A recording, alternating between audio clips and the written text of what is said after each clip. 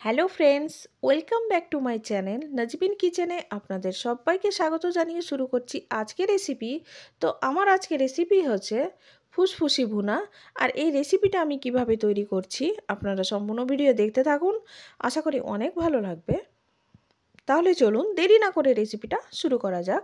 তো প্রথমে আমি এখানে নিয়েছি 1 কেজির মতো গরুর ফুসফুসি। আর এইটিকে আমি ভালো করে এভাবে টুকরো টুকরো করে কেটে ধুয়ে পরিষ্কার করে নিয়েছি। এরপরে আমি এটিকে প্রথমে সেদ্ধ করে নেব। তার জন্য গ্যাসে একটা কড়া বসিয়ে দিয়েছি আর কড়াতে দিয়ে দিচ্ছি জল। আর জলটা ফুটে গেলে এখানে আমি দিয়ে দিচ্ছি 1 চা চামচের মতো হলুদ গুঁড়ো। হলুদ গুঁড়োটাকে এইভাবে দিয়ে আমি হালকা নাড়াচাড়া করে জলটাকে ফুটিয়ে নিয়েছি। আর এই পর্যায়ে আমি দিয়ে দিচ্ছি কেটে ধুয়ে পরিষ্কার করে রাখা ফুসফুসি। আর ফুসফুসিটাকে দিয়ে এইভাবে আমি হালকা নাড়াচাড়া করে নিচ্ছি। নাড়াচাড়া করে মোটামুটি 10 মিনিটের মতো এইভাবে আমি সেদ্ধ করে নিয়েছি। তো এই ফুসফুসিটিকে আমি 10 মিনিট সেদ্ধ করে এটিকে জল ছাড়িয়ে আমি ভালো করে ঠান্ডা করে এই ফুসফুসিটিকে টুকরো করে কেটে নিয়েছি। তো এইভাবে আমি টুকরো টুকরো করে কেটে নিয়েছি। এরপরে আমি এটিকে রান্না করে নেব। তার জন্য গ্যাসে একটা কড়া বসিয়ে দিয়েছি। আর কড়াটা গরম হয়ে গেলে এখানে দিয়ে দিচ্ছি আমি পরিমাণ মতো তেল। আর তেলটা গরম হয়ে গেলে এখানে দিয়ে দিচ্ছি 2 টুকরো দারচিনি, 4টে এলাচ, 4টে লবঙ্গ এবং 2 থেকে 3টা তেজপাতা। আর দিয়ে দিচ্ছি আমি মোটামুটি 5 থেকে 6টার মতো মিডিয়াম সাইজের পেঁয়াজ। এইভাবে আমি কুচি করে দিয়ে পেঁয়াজটিকে হালকা আমি ভেজে নিচ্ছি। আর পেঁয়াজটি ভাজা হয়ে গেলে এই পর্যায়ে আমি দিয়ে দিচ্ছি বড় চামচের 2 চামচ আদা, রসুন, জিরে ও শুকনো লঙ্কা বাটা।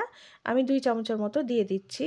আর এই বাটা মশলাটিকে দিয়ে এইভাবে পেঁয়াজের সঙ্গে ভালো করে এইভাবে নাড়াচাড়া করে মশলাটিকে ভেজে নিচ্ছি। তো এইভাবে আমি মশলাটা ভেজে নিয়েছি। আর এই পর্যায়ে আমি দিয়ে দিচ্ছি 2 চা চামচের মতো হলুদ গুঁড়ো, 2 চা চামচের মতো শুকনো লঙ্কা গুঁড়ো, 2 চা চামচ ধনে গুঁড়ো আর দিয়ে দিচ্ছি স্বাদ মতো লবণ। এখানে আমি 2 চা চামচের মতো লবণ দিয়েছি।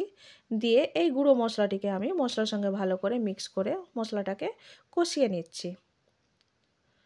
তো এইভাবে মশলাটা কষিয়ে নিয়েছি আর মশলা থেকে তেল ছেড়ে দিয়েছে। এই পর্যায়ে আমি দিয়ে দিচ্ছি টুকরো করে রাখা বা সেদ্ধ করে রাখা ফুসফুসি। দিয়ে এইভাবে আমি মশলার সঙ্গে ভালো করে এই ফুসফুসিটিকে মিক্স করে নিচ্ছি। আর এটিকে আমি কষানোর জন্য আমি ঢাকনা দিয়ে দিচ্ছি মোটামুটি 10 মিনিটের মতো। আর গ্যাসের ফ্লেমটাকে একদমই মিডিয়ামে রেখে এটিকে আমি কষিয়ে নিয়েছি। তো 10 মিনিট পরে আমি ফিরে আসলাম বন্ধুরা। তো দেখুন এই ফুসফুসিটিকে